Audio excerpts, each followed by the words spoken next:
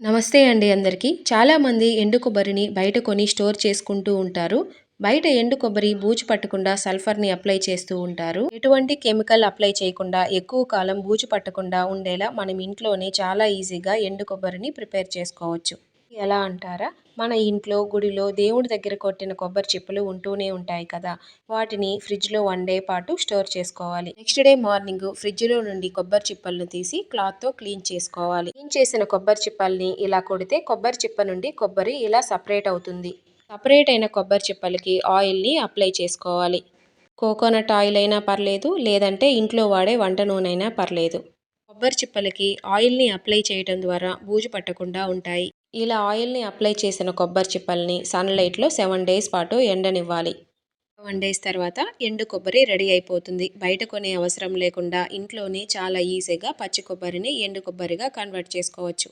ఇలాంటి మరిన్ని వీడియోల కోసం ప్లీజ్ సబ్స్క్రైబ్ చేయండి మన ఛానల్‌ని. Thank you for watching.